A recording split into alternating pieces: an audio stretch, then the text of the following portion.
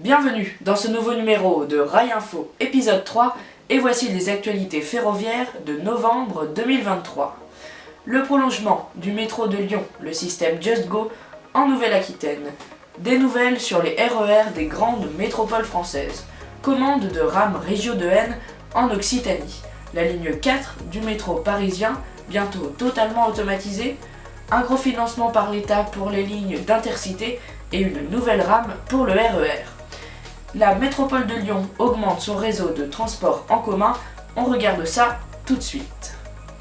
La ville de Lyon, dans la région Auvergne-Rhône-Alpes, agrandit son réseau de métro. En effet, le chantier de prolongement de la ligne B du métro lyonnais est terminé. Depuis le 20 octobre, les voyageurs peuvent relier en 17 minutes la station de Charpennes à Villeurbanne au nouveau terminus de Saint-Genis-Laval, Hôpitaux Lyon-Sud. Ce nouveau tronçon d'environ 2,4 km avec 2 nouvelles stations, un nouveau parking de 780 places de voitures et 550 places de vélos a nécessité un investissement de 391 millions d'euros. La ligne B du métro lyonnais enregistre déjà 180 000 voyageurs quotidiens et elle va en accueillir 25 000 de plus grâce au prolongement vers le pôle hospitalo-universitaire de Lyon-Sud, avec 4 000 emplois où vivent environ 10 000 habitants. Cette ligne, en pilotage automatique intégral, aidera maintenant le déplacement de beaucoup de personnes dans la métropole de Lyon. En Nouvelle-Aquitaine, un changement majeur pour les TER de cette région, un nouveau système automatisé pour la vente de billets de train.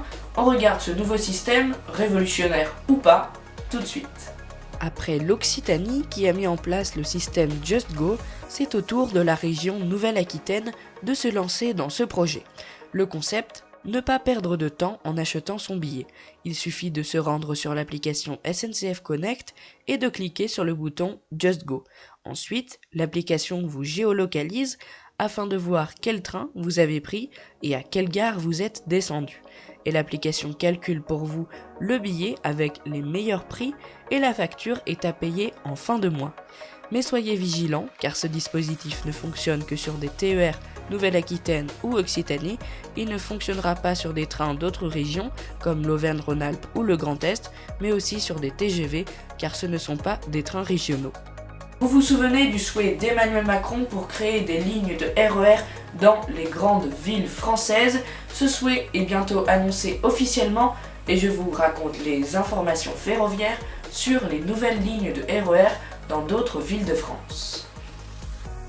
Le ministre de la Transition écologique Christophe Béchu a annoncé que les premiers projets de RER métropolitains retenus pour obtenir une aide de l'État seraient connus dans les 6 mois à venir.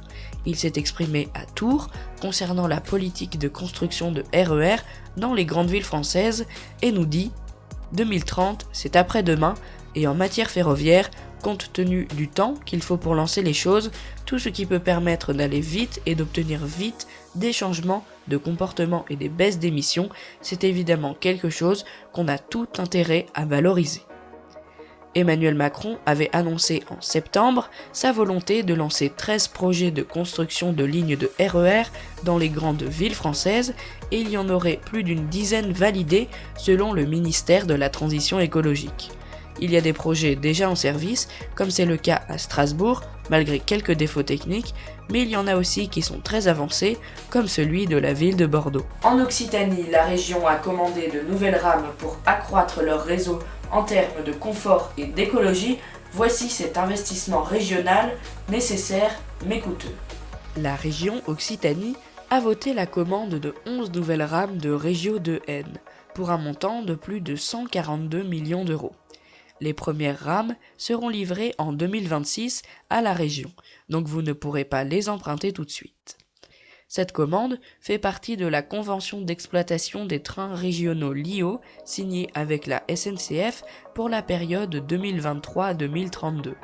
Cette convention prévoit l'acquisition, mais aussi la rénovation de nouveaux matériels roulants pour un montant de plus de 540 millions d'euros. Ces rames Régio de N, commandées par l'Occitanie, sont des automotrices électriques composé de 6 caisses qui mesurent 83 mètres avec 1048 places assises pour une seule rame, sachant qu'elles sont très souvent couplées par deux, ça fait donc 2000 places en 2 rames, ce qui est juste énorme. Ces rames devraient être plus écologiques que les anciennes car leur consommation d'énergie réduit de 30%. Les matériaux qui la constituent sont recyclables à 95% et leur profil aérodynamique permet de réduire leur consommation énergétique. Enfin, des nouvelles pour les principales lignes d'Intercité en France, Paris-Toulouse et Paris-Clermont. Les habitants de la ville ont l'impression qu'elles sont délaissées. Eh bien non, l'État va financer un projet pour ces lignes et on regarde ce projet avec un investissement très coûteux. 38,5 millions d'euros, c'est le montant que l'État et SNCF Réseau ont versé pour les axes ferroviaires Paris-Toulouse via Limoges et Paris-Clermont-Ferrand. Les 700 km de voies de la ligne Paris-Toulouse seront régénérés et modernisés lors de plusieurs chantiers prévus d'ici 2027. 13 millions d'euros iront dans le financement des travaux entre Bretigny et Boisseau. Quant à la ligne Paris-Clermont-Ferrand, l'État versera 17,5 millions d'euros pour améliorer le service voyageurs et pour améliorer la régularité des trains, le temps de parcours et le développement des services à bord. En tout cas, ce n'est qu'un petit montant des 3,5 milliards d'euros que l'État et la SNCF investiront sur ces deux lignes pour changer l'intégrale du matériel roulant, mais je vous en ai déjà parlé dans une autre vidéo de ma chaîne que vous pouvez retrouver en description de cette vidéo. Des nouveautés pour le métro de Paris, une nouvelle ligne, de nouvelles stations? Je ne pense pas, mais c'est bien l'automatisation de la ligne 4 du métro parisien. On regarde cette nouvelle parisienne tout de suite. L'automatisation de la ligne 4 du métro parisien est presque terminée et c'est déjà une réalité à certains moments de la journée. Depuis juillet, en soirée, nous faisons rouler 100% des navettes automatiques.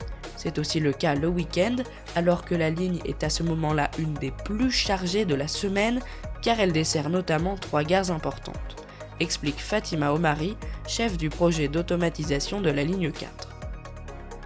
32 métros MP89 et MP05 à 6 voitures venant de la ligne 14 sont déjà en service sur la ligne 4 du métro. La RATP en a commandé 20 autres pour atteindre les 52 rames automatisées nécessaires à l'exploitation de la ligne. À ce jour, tous les métros ne sont pas livrés et il n'en manque que 5 pour que la ligne soit officiellement automatisée. Parlons du RER, le réseau de la région d'Île-de-France. Beaucoup contesté, les rames très bruyantes, pas très confortables. Et bien voilà une nouvelle rame pour redynamiser le réseau. Je vous la présente dans cette dernière actualité de novembre 2023. Des nouvelles rames pour le RER de Paris, plus spacieuses, plus lumineuses, plus accessibles, plus performantes et conçues pour les zones denses, voilà le nouveau RER NG de Alstom. Il a été progressivement mis en place sur la ligne du RER E à partir du 13 novembre 2023 en gare de Saint-Lazare avec la Compagnie des élus de Paris. Le directeur de Alstom, Henri Poupart-Lafarge, s'est exprimé en annonçant sa grande fierté pour ce nouveau train. Cette nouvelle arrivée de train marque une étape importante dans la politique de l'Île-de-France Mobilité pour remplacer le matériel roulant du réseau francilien. Ces nouveaux trains vont considérablement améliorer la qualité de voyage des usagers de la ligne E du RER. Le RER NG a été conçu spécialement pour l'Île-de-France et ce train optimise la capacité des flux de passagers aux heures de pointe avec son architecture très ouverte et ses larges portes. Il est également très confortable avec la climatisation, des sièges très ergonomiques, un éclairage LED qui s'adapte au jour et la nuit, des écrans d'information voyageurs, bref, toutes les conditions sont réunies pour faire changer l'idée du RER vis-à-vis des habitants de l'Île-de-France.